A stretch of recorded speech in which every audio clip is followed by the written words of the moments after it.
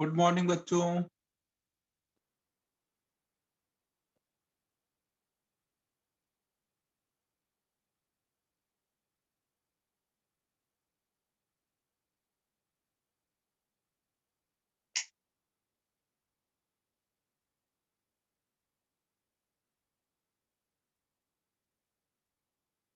Last time मैंने जो exercise 1 में होमवर्क दिया था और इंटेक्स जो लास्ट वाला था उसमें कोई डाउट है तो बताओ, नहीं तो आज करंट इलेक्ट्रिसिटी स्टार्ट करना है।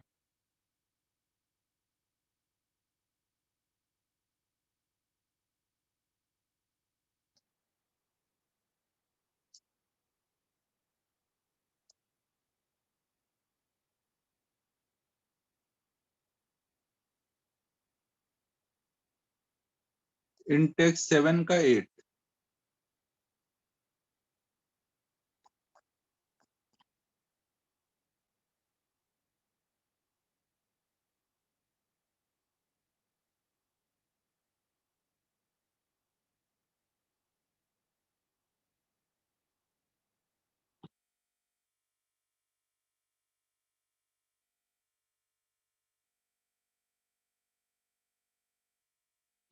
एक्सरसाइज 2 अभी देखते हैं, डिस्कस करते हैं कब करना है, पहले हो ये कर लेंगे। तो 7th का 7 भी है, 7th का 7।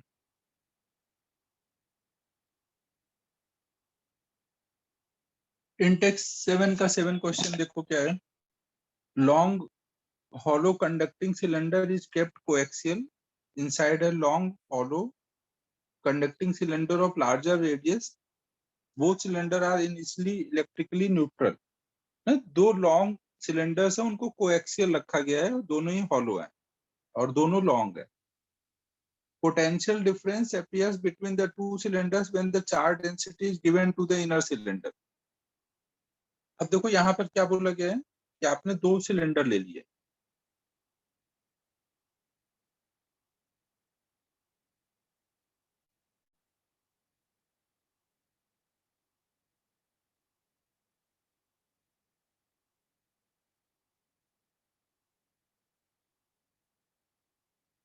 ये दोनों लॉन्ग सिलेंडर है ना, तो इनके लिए ई के लिए हम लोग जो इनफाइनाइट सिलेंडर वाला फॉर्मूला पड़ा वो लगाएंगे ना। बाहर के लिए क्या होता था, अगर कोई भी सिलेंडर के बाहर हमें ई लिखना है तो क्या होता था, सारा का सारा चार्ज उसके एक्सिस पे मान के वायर वाला फॉर्मूला लगाते थे ना, इनफाइनाइट वायर वाला 2k लैम्डा बाई आर। और अगर अंदर देखें तो ई जीरो होता था। याद है सभी को, कोई भी सिलेंडर के बाहर ई होता है, अंदर ई जीरो होता है। तो अब इसमें देखो पहले ऑप्शन में बोला गया है कि दोनों सिलेंडर के बीच में पोटेंशियल डिफरेंस आएगा when a charge density is given to inner cylinder। अगर अंदर वाले को हमने चार्ज दे दिया, अगर अंदर वाले को चार्ज दे देंगे तो इनके बीच में पोटेंशियल डिफरेंस आएगा। अब देखो ये सब हॉलो सिलेंडर है, इनकी कुछ थिकनेस नहीं दी हुई है, तो यहाँ चार्ज इंड्यूस करा के सोचने की जरूरत नहीं है, और ऐसा कुछ बोला भी नहीं है। कंडक्टिंग है, ठीक है। चार्ज इंड्यूस भी होगा, यहाँ प्लस है तो यहाँ माइनस, यहाँ बाहर प्लस, लेकिन अगर थिकनेस नहीं है तो प्लस और माइनस एक ही जगह है ना, तो उनको उनका इफेक्ट लेने की जरूरत नहीं है। इंड्यूस चार्ज का यहाँ इफेक्ट लेने की जरूरत नहीं है। समझ आ रहा है मैं क्या बोल रहा हूँ? अब केवल अंदर वाले चार्ज की वजह से आपको सोचना है, अंदर वाले चार्ज की वजह से क्या यहाँ पे इलेक्ट्रिक फील्ड है, अंदर वाले सिलेंडर की वजह से क्या इनके बीच में इलेक्ट्रिक फील्ड आएगा।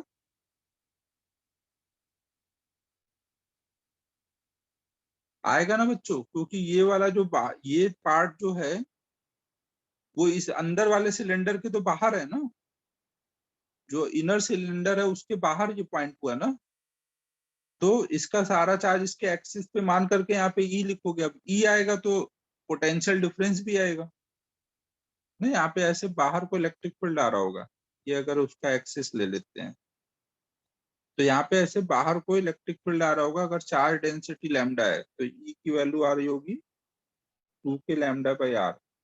तो पोटेंशियल डिफरेंस निकाल सकते हो, ई को लिख दोगे minus DV by D are.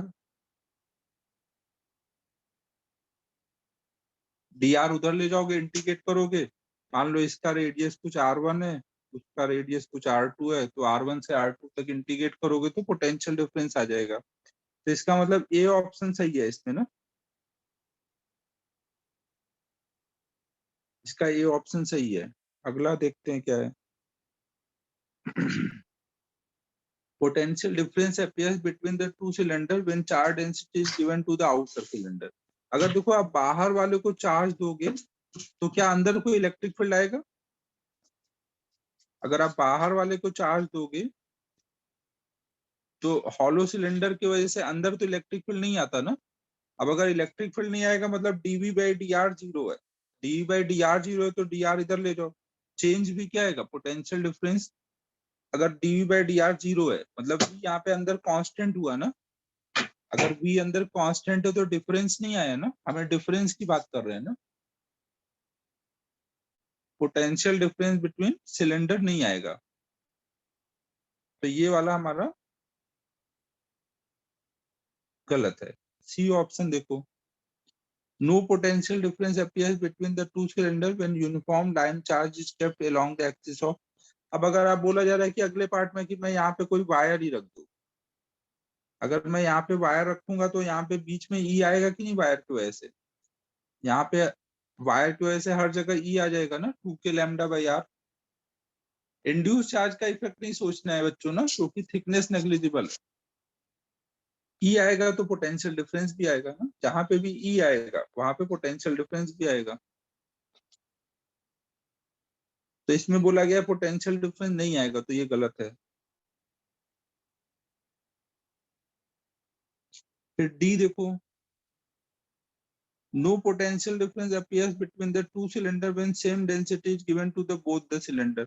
अब देखो आप बाहर वाले को भी दे दो अंदर वाले को भी दे दो, बट बाहर वाले की वजह से तो कोई पोटेंशियल डिफरेंस आना ही नहीं है, अंदर वाले की वजह से तो ई आएगा ना। यहाँ पर बाहर वाले की वजह से ई नहीं आएगा, लेकिन अंदर वाले की वजह से ई आएगा। ई आएगा तो वहां पे पोटेंशियल डिफरेंस भी आएगा, फिर ऐसे सॉल्व कर सकते हो। तो डी वाला भी गलत है, पहला ऑप्शन सही है।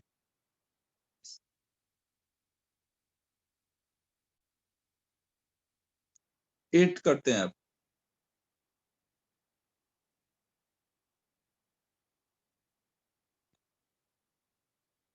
आपको ई देखना था ना कि ई आ रहा है या नहीं आ रहा, अगर ई आएगा तो पोटेंशियल डिफरेंस आएगा। 8 में देखो क्या है, चले ना आगे, ये समझ आ गया? किसी को अभी कोई डाउट है? 7th में बच्चों कोई डाउट है अभी?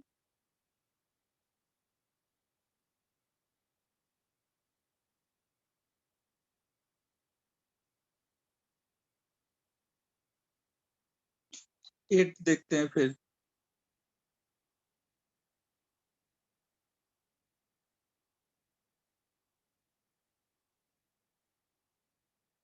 देखो 8 में क्या बोला गया है कि हमने दो स्पीयर लिए, इस पे Q1 चार्ज था, इस पे Q2 चार्ज था, इसका रेडियस कुछ R1 है, इसका रेडियस कुछ R2, और फिर उसको हम लोग पास में ले आए ना, उसको पास में लाके कांटेक्ट करा दिए। जब कांटेक्ट करा दोगे तो क्या होगा? क्या इनके बीच का जो चार्ज होगा वो शेयर होगा? यहाँ पर अगर कंडक्टर्स हैं और उनपे चार्ज है और वो कांटेक्ट करते हैं तो चार्ज क्या होता है? फिर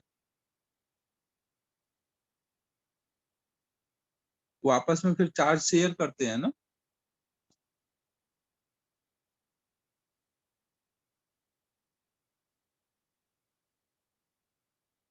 तो हमें बताना है कि क्या इनके एनर्जी में कोई चेंज आएगा। अब आप ये बताओ, क्या आपको इन दोनों को पास लाने में वर्क करना पड़ेगा? चेंज इन पोटेंशियल एनर्जी बराबर किसके होता था? Work done by external agent. अगर इन पे चार्ज है तो ये एक दूसरे को रिपेल कर रहे होंगे ना, तो आपको इनको पास लाने में वर्क करना पड़ेगा या नहीं करना पड़ेगा? पास लाने में वर्क करना पड़ेगा ना। अगर वर्क करना पड़ेगा तो चेंज आएगा ना पोटेंशियल एनर्जी में। तो पहला ऑप्शन में बोला गया कि कोई चेंज नहीं आएगा, तो ये गलत है ऑप्शन पहला वाला। अगला ऑप्शन देखो, an increase in energy of system if Q1 R2 equal to Q2 R1। अब ये बोला जा रहा है कि यहाँ पे एनर्जी इंक्रीज होगी। अब ये बताओ, यहाँ पे इनको हम पास ला रहे हैं तो ये रिपेल करेंगे, ये पक्का है ये एक दूसरे को रिपेल करेंगे, तो यहाँ पे डेल्टा यू प्लस में ही आएगा। तो इसमें ये जो रिलेशन लिखा है ऐसा कोई यूज हो पाएगा?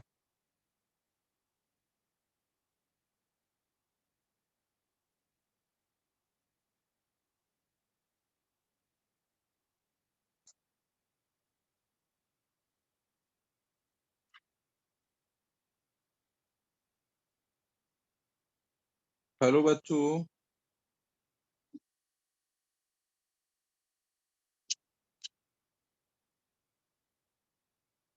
यार इसमें ये Q2 R1 Q2 ये सब क्या दे दिया, इसका तो कोई यूज हो ही रहा है।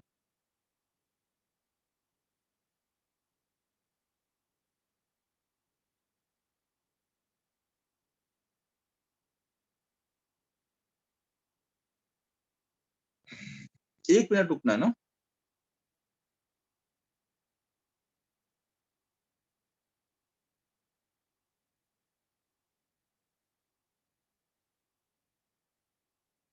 यार ये देखो, ये थोड़ा सा अलग टाइप का क्वेश्चन हुआ। ये कुछ ऐसा क्वेश्चन है कि इनको हमने कांटेक्ट में लेके नहीं आए, बस इनका कांटेक्ट करा दिया, शायद बीच में वायर वगैरह लगा दिए हैं। तो भी ऑलवेज डिक्रीज ही होगा यहाँ तो। और decrease in the energy of the system is Q1 by R1 is not equal to Q2 by R2। हाँ, ठीक है। देखो यहाँ पे क्या है, इनको कांटेक्ट में नहीं लाए हैं, बस इनके बीच में कुछ वायर कनेक्ट कर दिया है ना। मेक देम कांटेक्ट का मतलब है कि उनको कुछ वायर लगा करके इनका कांटेक्ट करा दिया है।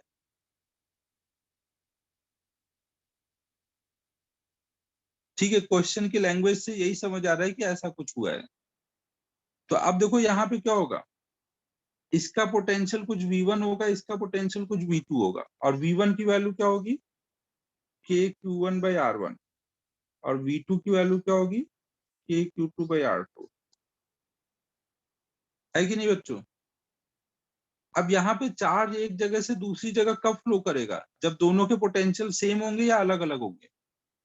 अगर दोनों जगह के पोटेंशियल अलग अलग होंगे तभी ना वहां पे चार्ज फ्लो करेगा ना। अगर अलग अलग होंगे मतलब V1,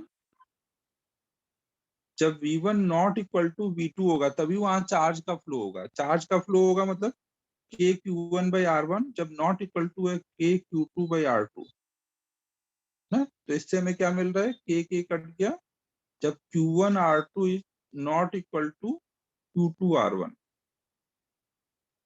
ना, तो वहां पे ये चार्ज फ्लो होगा। और जब भी चार्ज फ्लो होता है वहां पे क्या होता है, हीट जनरेट होता है ना। जब भी चार्ज फ्लो होगा तो हीट जनरेट होगा। हम लोगों ने देखो किया था ना, वहां पे इनिशियल एनर्जी ज्यादा आती है, फाइनल एनर्जी कम आती है। तो अगर इनिशियल ज्यादा है फाइनल कम है तो वहां पे हमेशा क्या होगा, लॉस होगा ना, टोटल एनर्जी डिक्रीज हो जाएगी। तो फिर डी वाला ऑप्शन हो जाएगा ना। अगर V1 not equal to V2 है तो वहां पे हमेशा लॉस ही हो सकता है। अगर इक्वल टू होता तो कुछ होता ही नहीं, कुछ फ्लो ही नहीं होता। जब चार्ज फ्लो ही नहीं होता तो एनर्जी का लॉस भी नहीं होता ना। लेकिन नॉट इक्वल टू रहेगा तो वहां पर लॉस होगा। डी ऑप्शन समझ आया बच्चों क्या बोल रहा हूं मैं?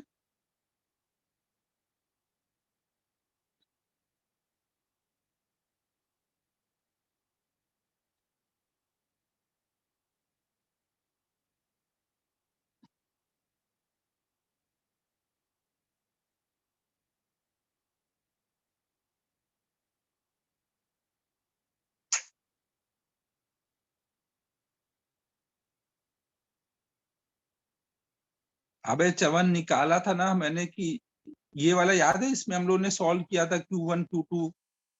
पहले हमने इनिशियल देखी थी, फिर चार्ज ट्रांसफर करने के बाद फाइनल एनर्जी देखी थी। जहां पे भी चार्ज फ्लो होता है, जब भी चार्ज फ्लो होता है वहां पर कुछ ना कुछ हीट जनरेट होता है। और यहाँ बाहर से कोई वर्क हुआ नहीं है, इनको यहीं पे रखे हुए हैं, बस कनेक्शन कर दिए। बाहर से एनर्जी आई नहीं है, फ्लो की वजह से बस लॉस हुई है। अगर फ्लो की वजह से लॉस हुई है तो फाइनल एनर्जी कमी हो जाएगी। नेक्स्ट बताओ बच्चों।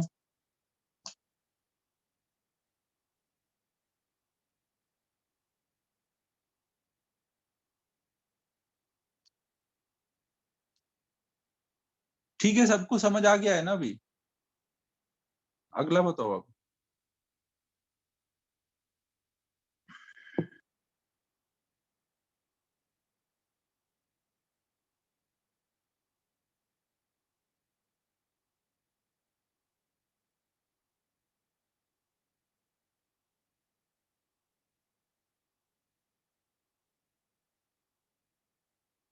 नहीं है डाउट अब इसमें? इंटेक्स 7 में डाउट नहीं है? इंटेक्स 3 का 6? इंटेक्स 3।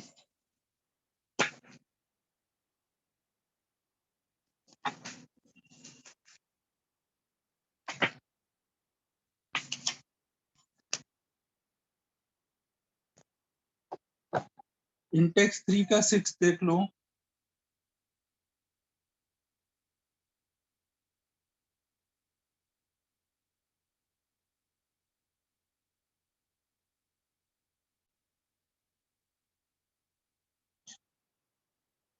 देखो इसमें क्या दिया हुआ है।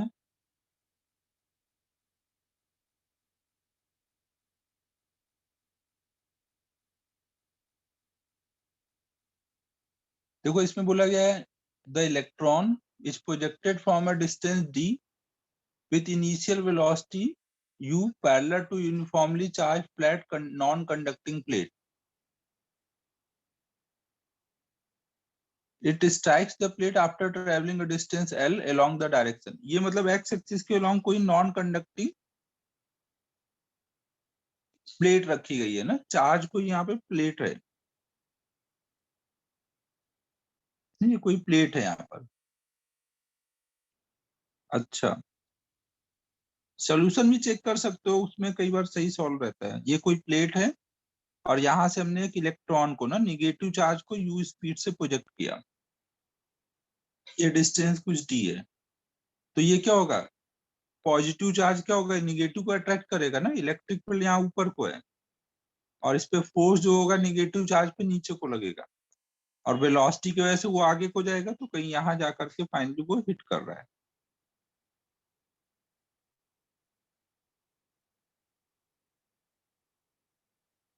तो आपको बताना है कि surface charge density of the conducting plate equal to, surface charge density बतानी है हम लोग को ना। तो ये क्वेश्चन देखो ऐसे ही है जैसे अपन मोशन अंडर ग्रेविटी में करते थे। ये एक बिल्डिंग पे खड़े हो जाते थे और इधर को हम कोई पार्टिकल फेंकते थे तो वो ऐसे जाके कहीं हिट करता था। तो यहाँ पे फोर्स लगाने का काम कौन करता था, mg करता था ना। और यहाँ पे फोर्स का काम कौन करेगा इलेक्ट्रॉन पे, q इंटू ई। ई यहाँ पे कांस्टेंट है ना, प्लेट की वजह से ई जो होता है वो कांस्टेंट होता है, जैसे mg कांस्टेंट होता है ना। हम लोग जी को कांस्टेंट पकड़ते हैं ना, हर जगह mg कांस्टेंट फोर्स लग रहा है। तो वैसे यहाँ पे q इंटू ई, क्यू का मतलब इलेक्ट्रॉन पे चार्ज और ई मतलब सिग्मा बाई 2 एप्सिलॉन नॉट, ना ये फोर्स लग रहा है। तो अगर देखो mg फोर्स लगता है तो नीचे को एक्सलेशन कितना आता था, एक्सलेशन आता था mg बाई m करके g। तो यहाँ पे कितना आएगा, नीचे को एक्सलेशन बाई m कर दो ना, ये एक्सलेशन हो गया। अब अगर आप h हाइट से कोई चीज को फेंकते थे तो नीचे कितनी देर में आ जाता था, √2h/g ना। y डायरेक्शन का अलग सॉल्व करोगे, x डायरेक्शन का अलग सॉल्व करोगे,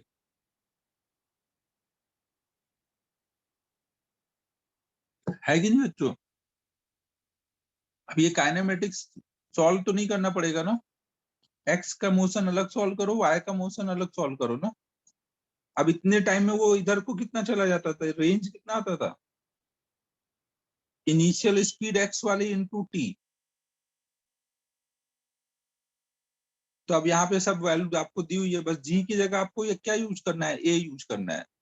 अब सब कुछ डाल दो यहाँ पर, g की जगह a यूज करो, बाकी सब कुछ डाल दो। रेंज l दिया है, u दिया है, h की वैल्यू d दी है और a की वैल्यू है e sigma by 2 epsilon not m।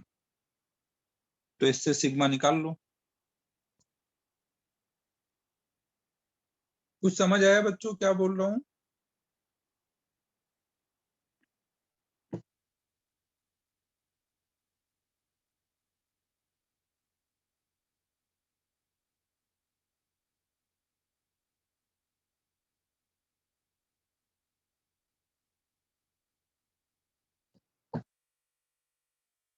बच्चों हाँ या ना बोलना पड़ेगा, तभी तो मुझे समझेगा कि मैं जो समझा रहा हूँ समझ आ रहा है कि नहीं। सब लग रहा है नींद में है, अभी सब बैठे हुए हैं बस चुपचाप। मौसम सब एकदम क्लाउडी क्लाउडी हो गया, नींद आ रही है अभी भी तुम लोगों को।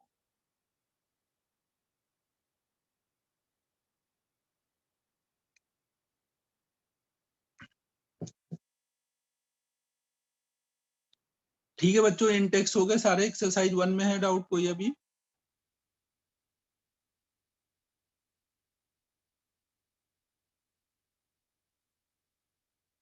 हाँ भावेश, आज हम लोग क्लास एक्सटेंड करेंगे, तुम लोग टाइम वेस्ट कर रहे हो इसलिए क्लास एक्सटेंड करना पड़ेगा। तो अब हम लोग देखते हैं एक्सरसाइज 1 में क्वेश्चन नंबर 62।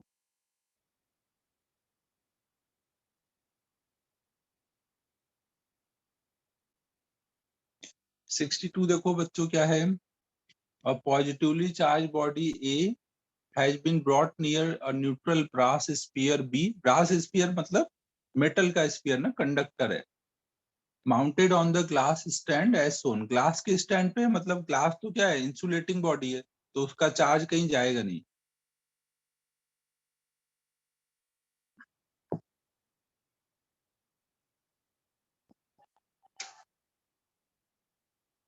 तो हमें बताना है कि potential of B will B,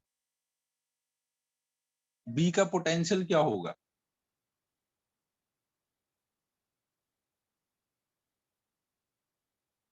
positive negative, देखो यहाँ पे आप कैसे सोचोगे, आपने एक ये स्फीयर ले लिया जिसको एक ग्लास के डंडे पे खड़ा कर दिया है, और इसके पास में आप जाकर के एक ऐसे रॉड ले आए हो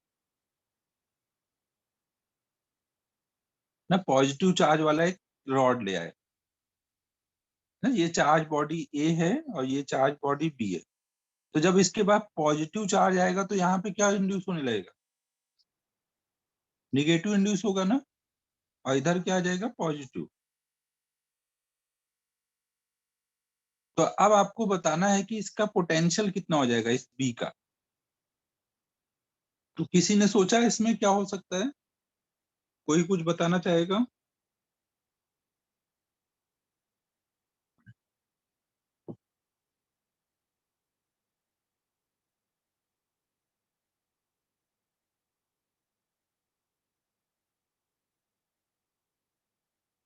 हाँ सर, यू बताओ, अनम्यूट करके बोलो। हाँ सर, स्फीयर पे जो चार्ज इंड्यूस हुआ है उसका हाँ नेट चार्ज 0 होगा, ओके। और सारे चार्जेस आर रेडियस पे है, सरफेस पे है ना, तो हाँ आर आर डिस्टेंस पे है, तो उसका इंड्यूस चार्ज से पोटेंशियल 0 ही आएगा। मतलब मोरल ऑफ द स्टोरी की हम पहले सेंटर का पोटेंशियल लिख दें तो अपना काम हो जाएगा।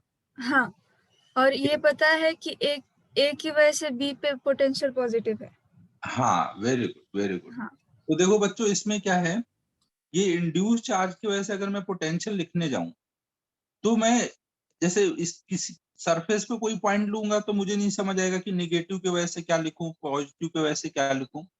लेकिन मैं अगर सेंटर पे लूं तो सेंटर पे पोटेंशियल मैं लिख सकता हूँ, हर एक चार्ज जो इससे आर डिस्टेंस पर है, हर एक डी क्यू चार्ज सेंटर से आर डिस्टेंस पे है ना, हर एक डी क्यू चार्ज, तो हर एक की वजह से पोटेंशियल क्या लिखूंगा, के डी क्यू बाई आर। पोटेंशियल तो स्केलर है, इसी को इंटीग्रेट करूंगा तो वी आएगा। तो अब आपको पता है कि नेट चार्ज इंड्यूस कितना हुआ ये पूरा, चार्ज तो हमने कुछ अलग से तो दिया नहीं है, चार्ज तो कंजर्व होता है, तो यहाँ पे टोटल ये चार्ज 0 होगा ना, तो सब डी क्यू ऐड होकर 0 हो जाएगा। तो इंड्यूस चार्ज की वजह से कोई पोटेंशियल नहीं आएगा। तो ये अब हमें इस सेंटर का पोटेंशियल लिखना था, तो इसमें इसका पोटेंशियल 0 है, अब प्लस की वजह से यहाँ पोटेंशियल कितना आएगा, पॉजिटिव चार्ज की वजह से तो यहाँ पोटेंशियल प्लस में ही आएगा ना, और इंड्यूस का 0 है। और कंडक्टर के आपको पता है कि हर पॉइंट का पोटेंशियल सेम होता है, तो अगर हमने सेंटर का पोटेंशियल लिख दिया तो हर पॉइंट का पोटेंशियल वही होगा ना। तो हमने देखा कि इसकी वजह से सेंटर का पोटेंशियल प्लस में है, मतलब पूरी बॉडी का पोटेंशियल यहाँ पर प्लस में है। समझ आया बच्चों? 62 का सी हो जाएगा।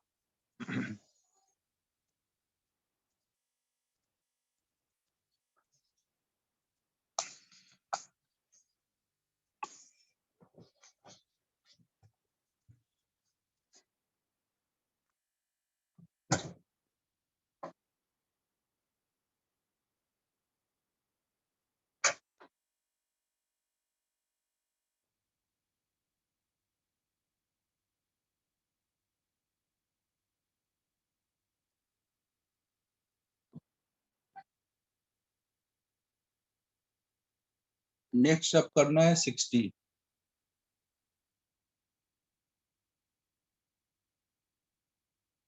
60 नंबर में क्या है,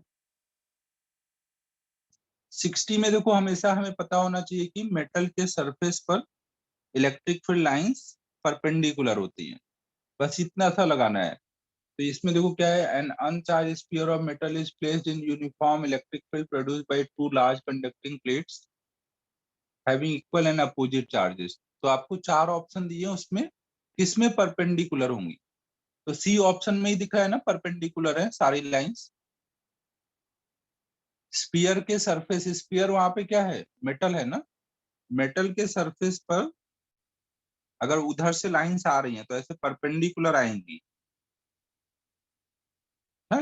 इधर प्लस चार्ज है, प्लस को देख करके इधर क्या इंड्यूस हो चुका है, माइनस ना, और इधर माइनस चार्ज है तो इधर प्लस आ चुका है, तो निगेटिव चार्ज पे आके टर्मिनेट हो रही होंगी और प्लस से फिर निकल रही होंगी। ये लाइंस हर जगह परपेंडिकुलर होंगी। सलोनी समझ आ रहा है कुछ मैं क्या बोल रहा हूँ?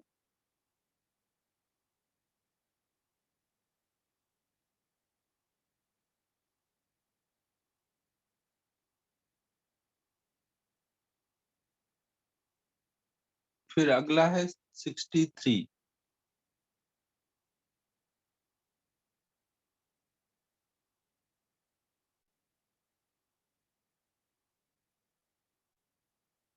63 में देखो क्या है, the amount of work done by electric field in joules in carrying a charge plus q along a closed path PQRS between positively charged। अरे इसमें क्या डाउट है श्रवणी, इलेक्ट्रिक फील्ड कौन सा टाइप का फोर्स होता है, कंजर्वेटिव या नॉन कंजर्वेटिव? इलेक्ट्रिक फील्ड हमारा कंजर्वेटिव टाइप का फोर्स होता है ना। कंजर्वेटिव फोर्स में, फील्ड में, अगर कहीं पे कंजर्वेटिव फोर्स की वजह से इलेक्ट्रिक फील्ड है और उसमें आप कोई भी चार्ज को कोई क्लोज पाथ में घुमाओगे, जहां से गए तो वहीं वापस आ जाओगे, तो वर्क डन जो होगा वो किस पे डिपेंड करेगा, डिस्प्लेसमेंट पर, और डिस्प्लेसमेंट कितना है, 0। क्लोज पाथ के लिए डिस्प्लेसमेंट 0 होगा ना। कंजर्वेटिव याद है सभी को ना, वर्क डन डिस्प्लेसमेंट पे डिपेंड करता है, और कोई भी क्लोज पाथ होगा। सवनी ये सब पढ़ा हुआ है तूने, कंजर्वेटिव नॉन कंजर्वेटिव?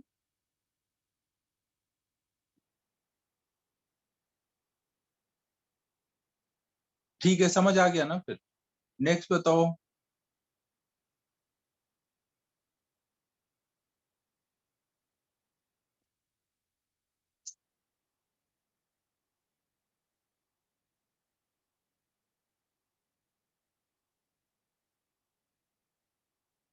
ठीक है बच्चों, आगे चलें।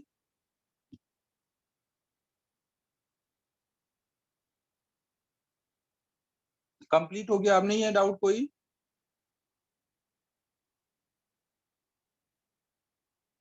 Forty seven.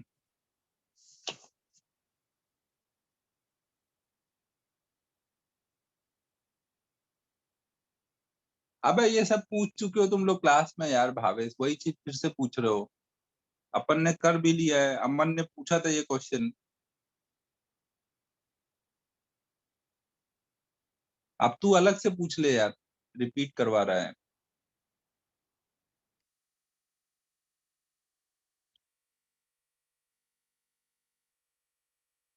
हाँ, tan थीटा इक्वल टू, वो sorry tan five equal to 1/2 tan theta, वो अपन ने फॉर्मूला पढ़ा था ना, बस वो लगाना है।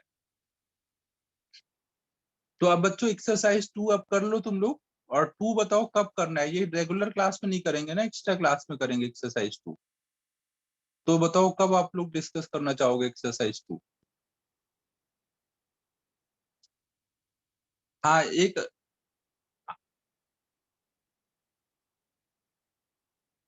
अलग से मत पूछ भाई, सबके डाउट वो क्यों करता है, करेगा। तो उधर आता है ना ग्रेविटी में, तो उधर पूछ लेना। एक ही छोटा सा डाउट है ना, उधर पूछ लेना। सैटरडे को रखा जाए।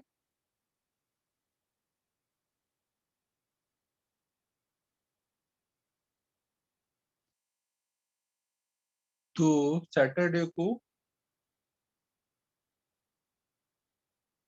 सैटरडे को कितने बजे रखना है फिर।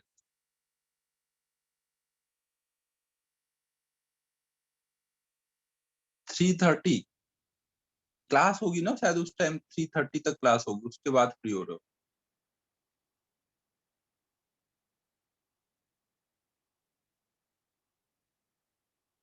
ठीक है चलेगा, फिर 3:30 से रख लेते हैं। 3:30 से ही रख लो यार, ज्यादा शाम मत करो। क्लास कितने बजे तक है।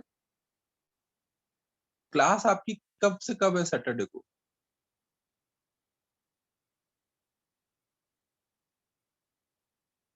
3 से 5 क्लास है। अरे बाप रे, 3 से 5 क्लास है।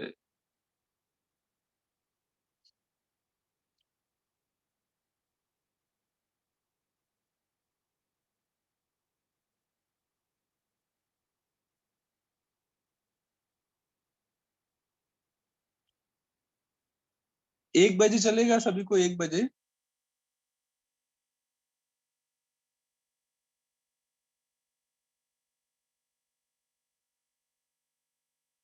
यार सैटरडे को यार मैं शाम का टाइम फ्री रखना चाहता हूँ यार, वीकेंड का टाइम है। 1 बजे कर लेते हैं डिस्कस।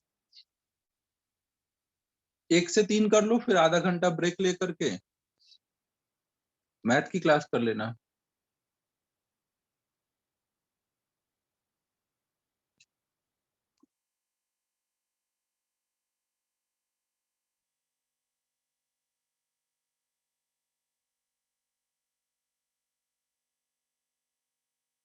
अबे अब वीकेंड है तो क्या करें जिंदगी में, बताओ। कोरोना आ गया, दिन भर घर बैठे बैठे क्या करें।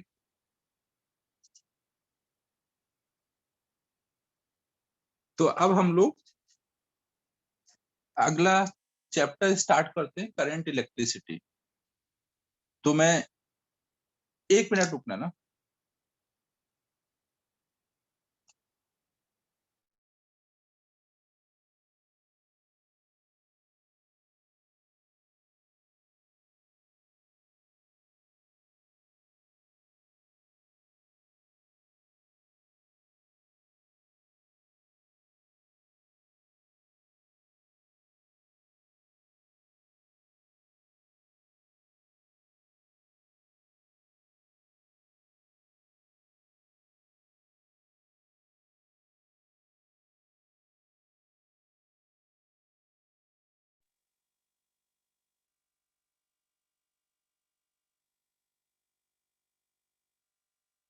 तो अब हम लोग, ये मैं अब नया वीडियो रिकॉर्ड करता हूँ।